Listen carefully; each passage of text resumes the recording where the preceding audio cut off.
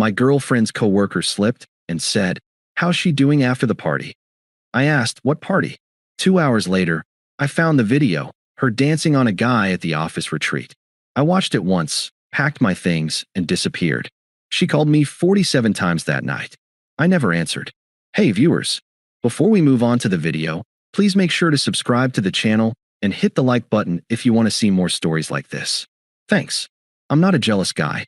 I never have been. If anything, I was always a little too trusting. The sure, go have fun boyfriend who never checked her phone or questioned her friendships or asked where she was going. I believed, stupidly, that mutual respect was enough. That if you loved someone, you didn't need to interrogate them. You didn't need to track their location. You just trusted. That day taught me exactly how wrong I was. It started with something small. Stupid small. A comment. One sentence.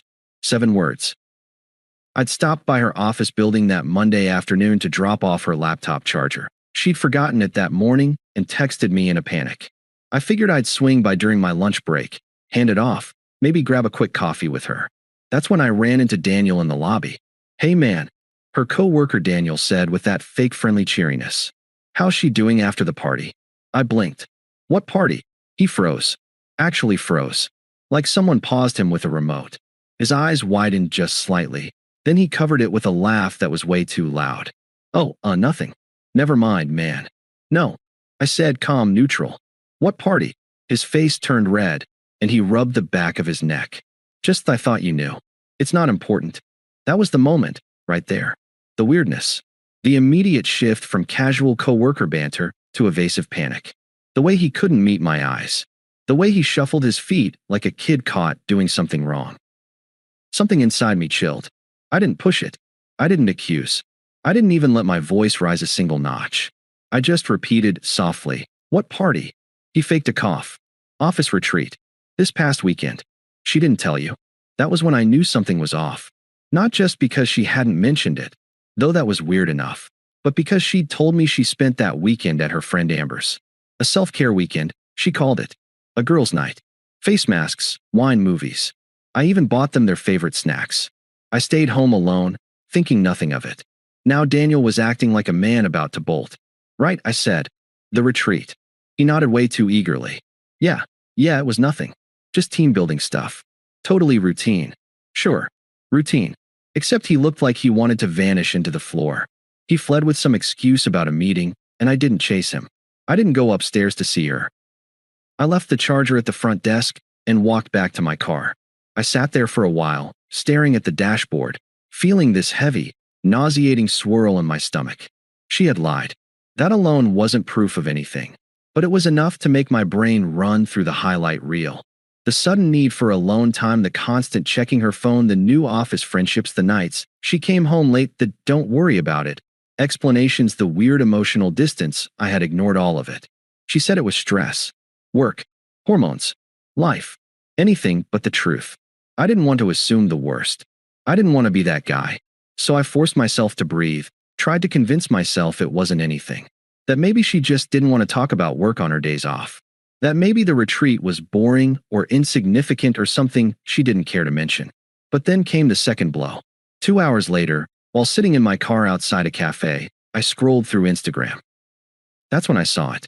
Someone had posted a story from the retreat, posted just an hour ago. Not her. A coworker of hers I barely knew. The kind of person who tags everyone without thinking.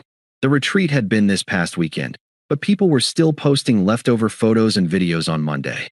I swiped through the images, office buddies posing by a lake, someone paddleboarding, people laughing around a bonfire. Normal. Then came the video. A crowded dance floor. Loud music thumping behind the phone speaker. Flashing lights. And there she was. Center frame. Dancing on some guy. Not just dancing, pressed against him in a way that made my entire body go cold. His hands on her waist. Her arms around his neck. Her head tilted back as she laughed. Her smile. I knew that smile. It was the smile she used when she forgot the world existed. The smile I used to think was only for me. I watched it once. Only once. That was all it took. I didn't rage. I didn't break anything. I didn't call her and scream. I didn't even tear up. I just felt everything inside me go still. Empty. Silent. Like someone turned off the sound in my head. I checked the time. 2:47 p.m. She'd be at work for another few hours. I had time. I drove home, walked into our apartment, looked around at the furniture we bought together, the photos of us on the wall, the dumb little trinkets from vacations. I saw the sweater she borrowed from me lying on the couch, the one I always thought looked good on her. I picked it up and folded it. Then I started packing. Not frantically, not angrily, methodically. I grabbed the empty cardboard boxes from the closet and started filling them with my things. My clothes, my books, my records, my laptop. Everything that was mine went into my car, load after load. I wasn't packing her stuff. That would have tipped her off immediately. I was removing myself from the equation entirely. I took only what was mine. I left the furniture we'd bought together, left the photos on the walls, left everything shared exactly where it was. The apartment would look the same when she walked in, except I wouldn't be in it anymore. By 6:30 p.m., my car was loaded. The apartment looked untouched, like I'd just stepped out for groceries. I took my key off my keyring and placed it on the kitchen counter. Then I walked out and locked the door with the spare I kept in my wallet. I slid that spare under the door when I was done. No note. No explanation. She knew what she did. She didn't deserve my words. When I closed the apartment door behind me for the last time, the click felt final. Solid. Like something had locked into place inside me. I drove to a hotel, nothing fancy, just clean and quiet, and checked in. At 7:18 p.m., right on schedule, she texted, "Babe, heading home. Want me to pick up dinner?" I didn't answer. At 7:42 p.m., "You there?" I didn't answer. At 8:06 p.m., "Is something wrong?" Still silence. Then at 8:19 p.m., the first call. I ignored it. 20 minutes later, another. I ignored it. Then another. Ignored. Then the flood started. Back to back. One after another. Relentlessly. She'd gone home to an empty apartment. Not empty of furniture, but empty of me. My clothes gone from the closet. My toothbrush gone from the bathroom. My shoes missing from the rack. My laptop, my books, my guitar, all gone. At first, she probably thought I was just out. Maybe grabbing dinner. Maybe at the gym. But as the minutes turned into an hour and my stuff stayed gone, and I didn't answer, she started to panic. 47 calls by 2 a.m. 47. All unanswered. She left voicemails. She sent paragraphs. She sent confused messages, angry ones, desperate ones. I didn't respond to a single thing. Not one. Because the moment I saw that video, the moment I watched her wrap her arms around another man like I never mattered, something inside me finally shifted. I had been loyal. I had been patient. I had been trusting. And she had thrown all of it away for a weekend fling and a moment of attention. I didn't rage. I didn't beg. I didn't negotiate with someone who had already chosen someone else, even if just for one night. I simply walked away. I didn't know her a conversation. I didn't know her tears. I didn't know her closure. She made her choice. And I made mine. I didn't sleep that first night. Not because I was heartbroken. I was past that. I just couldn't turn my brain off. Every time I closed my eyes, I saw that video. Not the dancing. The smile. That genuine, unguarded joy on her face while she was pressed against someone else. The phone on the nightstand vibrated relentlessly until around 2 a.m. Then it stopped. I assumed her battery died, or she finally realized I wasn't reacting the way she expected. Because that's the thing, she expected a reaction. She expected yelling, tears, arguments, accusations, the whole dramatic performance she could twist into "we both said things we didn't mean." She wanted a scene. I gave her silence. Silence is harder to manipulate. Around 6 a.m., she tried again. 2 calls, 1 text. "Babe, please pick up." Right. That's what you call a guy when you're done dancing on another man at a work event you conveniently forgot to mention existed. By 8 a.m., she switched strategies. "We need to talk." Translation: she needed me to help her rewrite the story so she wouldn't look like the villain. I put the phone face down and walked out to get coffee. By noon, her tone shifted again. "Where are you?" "I'm worried." Worried she'd lost her safety net, not worried about me. By the time the sun set again, she escalated. "If you don't answer, I'm coming to find you." She wasn't. She didn't even know where to look. She called again, twice, and then sent a paragraph-long message about communication and misunderstandings and how she didn't mean anything by it. I didn't answer that either. I didn't feel obligated to explain the basics of respect to someone who clearly didn't grasp the concept. In the evening, she finally hit the stage I'd been waiting for. Can we just reset and start over? There it was. The panic, the fear, the realization that her little, harmless fun had consequences. But here's the thing. I wasn't interested in watching her cycle through denial, manipulation, justification, and bargaining. I'd seen enough. I checked out of the hotel the next morning, grabbed my bag, and drove to my brother's place 2 hours away. He didn't ask questions, just handed me a beer and pointed to the guest room. Her calls continued. Her messages stacked up. Her desperation grew. I remained silent, and silence was louder than anything I could have said. By the third day, she shifted into full-on revisionist mode. I knew it was coming. Cheaters always rewrite the story, not because they believe the lie, but because they desperately need you to believe it. Her first attempt came mid-morning. Text number 1. Can we talk? It wasn't what it looked like. Of course. It never is, right?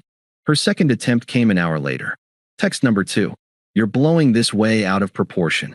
Translation. Her actions created the mess, and somehow I was now responsible for her discomfort. Then came the voice messages. She must have realized texts weren't doing anything. I didn't listen to them. I read the previews. A few desperate lines were enough.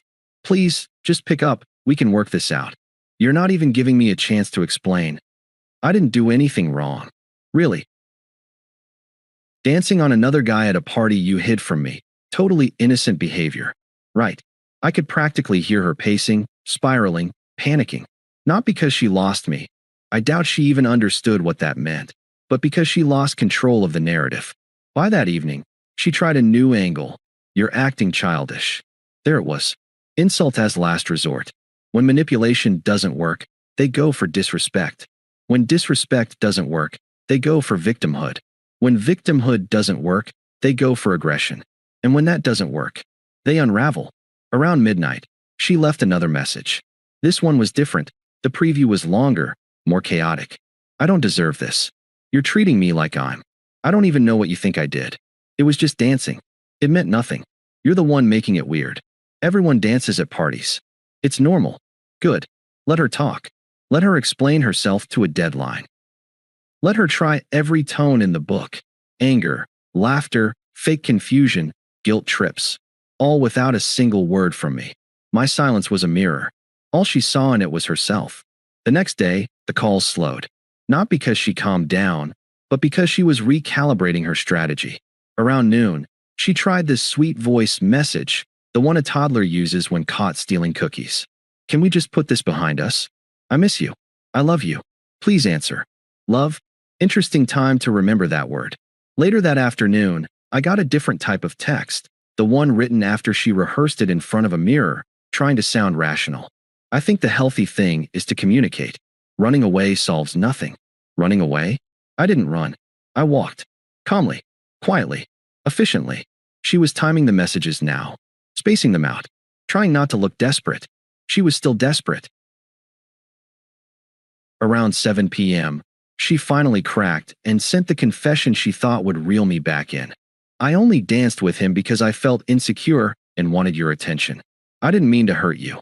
Ah yes, her pain was my fault now. Then, I didn't tell you about the party because I didn't want you to overreact. Translation, she planned to hide it. And she would have kept hiding it if the coworker hadn't slipped. Her panic wasn't that she danced with someone else. Her panic was that I found out.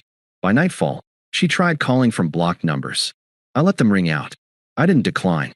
Declining gives them power. It tells them you're watching. Letting it ring tells them nothing. She sent one final message before midnight.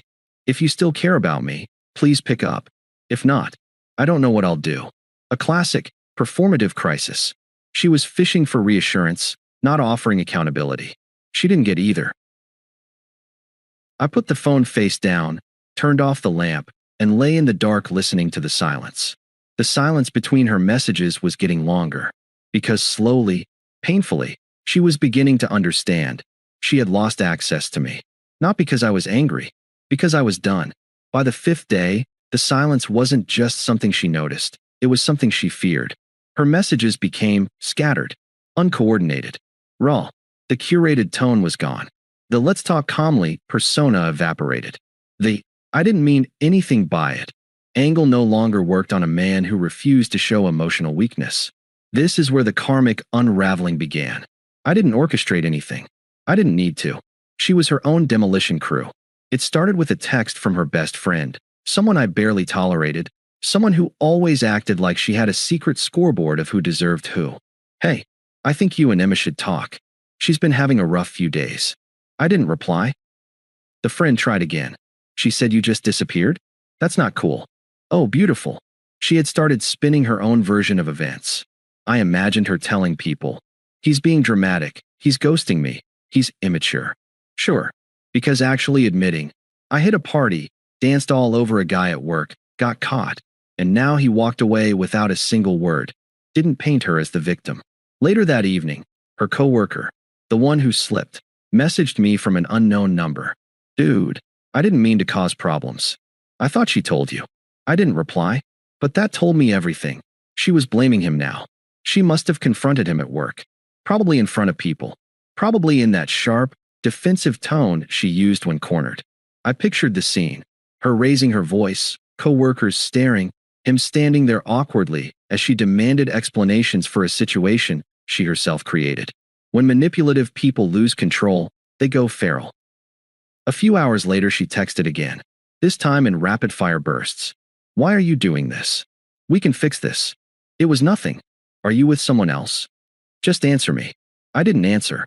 That night, she showed the first cracks of consequences she couldn't talk her way out of. At 2 a.m. Is this because of the video? It wasn't that bad. At 2:06 a.m. Everyone was drunk. At 2:09 a.m. He was drunk too. You should have seen him stumbling. At 2:11 a.m. Why did you take all your stuff? That was psycho. Oh, there it was. The fallback. Insult the man who won't engage. When manipulation fails disrespect. When disrespect fails desperation. At 2:30 a.m., another text. Can you please just talk to me? Please. Her tone had cracked. No more acting tough. No more pretending she wasn't worried. She was unraveling. And she didn't even realize the best part. I wasn't punishing her. I wasn't playing games. I wasn't doing anything. Her downfall was entirely self-inflicted. The next morning, I woke up to a string of voice messages from her mom's number. A voice I recognized but hadn't heard directly in a while. Sugary sweet, patronizing, the kind of "I raised an angel" tone that makes your stomach twist. "Hi, sweetheart. I don't know what's going on between you two, but Emma is devastated. We all make mistakes. You can't just abandon her." Ah yes, the family guilt brigade. I didn't reply. Then, "She loves you. Relationships require forgiveness." Translation, I don't care what she did. Fix it so she stops bothering us. By noon, I got the predictable final message from her mom. Please call her. She can't sleep. Well, neither could I that first night, though for very different reasons. She couldn't sleep because she was spiraling. I couldn't sleep because I was processing the end of a relationship. But I woke rested, focused, free. Meanwhile, she was crumbling, trying every angle, every voice, every manipulative trick she'd ever used, and none of it worked. Because for the first time in her life, she hit a wall she couldn't charm, guilt trip, or manipulate. A man who genuinely didn't need anything from her. By sunset, she tried one last rewrite attempt. If you're going to throw everything away over one dance, then I guess you weren't the man I thought you were. I laughed, quietly, to myself. She still believed she controlled the narrative. She didn't realize the truth, the part that would hit her even harder once she saw it. I wasn't throwing away anything. I was letting go of dead weight. And she was finally starting to understand that nothing she said, not a single sentence, could change the one thing that terrified her. She had lost access to me. And access was all she ever valued. She finally showed up in person. I'd gone back to the city by then, stayed at a different hotel closer to work. I wasn't hiding from her, but I also wasn't making myself available. I was walking out of a coffee shop near my office when I saw her car parked across the street. She was leaning against it, arms crossed, looking like she'd been waiting. When she spotted me, she straightened up, eyes wide and frantic. Not at my door. She didn't know exactly where I was staying, but she'd figured out my routine, my workplace, the coffee shop I always went to. I saw her through the window before I walked out, standing by the curb, pacing, hair messier than usual, eyes red. A woman who used to obsess over her image now looked unhinged. Perfect. I walked out calmly, hands in my pockets, posture relaxed, like I was greeting a distant acquaintance. I didn't rush. I didn't stiffen. I didn't react to her frantic energy. She rushed toward me like a hurricane. Why are you ignoring me? She was close, too close, her voice cracking, breath uneven. I took a step back. Her eyes flicked to the distance I created. She hated that. I've been calling you, she continued, her tone jumping between anger and panic. Texting, leaving messages. You can't just disappear like that. That's not fair. Fair. I repeated, not with anger, just the word, flat, uncharged. She flinched at the lack of emotion in my voice. She wanted anger. Anger is still engagement. But I wasn't offering that. She threw her hands in the air. It was one dance. That's all. One stupid moment. Everyone was drunk. You're really willing to throw everything away over that? I didn't respond. Silence stretched. She filled it, like I knew she would. I didn't even do anything. I didn't cheat. I don't understand what you think happened. I pulled out my phone. I opened the video. I held it up, screen facing her. Not aggressively, not accusatory, just a display of evidence. She slapped her hand over her mouth. Not guilty, embarrassed. And then she said the line that sealed it. That's not. You're taking it out of context. I put the phone away. You hid the party, I said. Calm. Steady. You hid the video. You hid the guy. I didn't hide anything, she argued, her voice rising. I just didn't think it was important. There it was. The truth. She didn't think respect was important. She didn't think loyalty was important. She didn't think me was important. She only cared now because I walked away. She stepped forward again, voice softening. Can we just talk? Please. I miss you. I love you. I made a mistake. No, I said. Just that.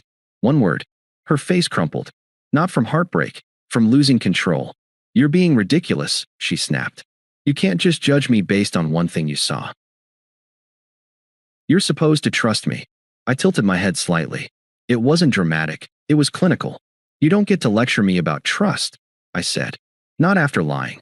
I didn't lie, she insisted. You didn't tell the truth, I corrected. Same thing. She blinked rapidly, the panic returning. So what now? You're leaving me? Just like that. I already left. Her breath caught. That was the first real hit. You can't just leave without a conversation. You owe me. I don't owe you anything. Not a raise of my voice. Not a shift of my tone. Plain fact. She stared at me, stunned, as if I slapped her with logic. I continued. You made your choices. I made mine. That's it. Her eyes filled with tears, not sadness, but frustration. She hated the lack of emotional leverage. Please, she whispered. Just come home. We can fix it. I swear I'll do better. I'll change. I just need you. I looked at her, really looked at her, not with nostalgia or longing or pain, just observation. You missed the version of me that tolerated you. She froze. And that version of me doesn't exist anymore. She opened her mouth, closed it, opened again, searching for a comeback, anything that would give her the upper hand again. Nothing came. Finally, I added the final line, calm, steady, definitive. You don't have access to me anymore. She stared at me like the ground had dropped beneath her feet, and I walked away. No dramatic exit. No final look back. No apology. No softness. Just distance. Distance she could never cross again. Thanks for watching. Make sure to subscribe to the channel and hit the like button. What do you think about this story? Share it in the comments.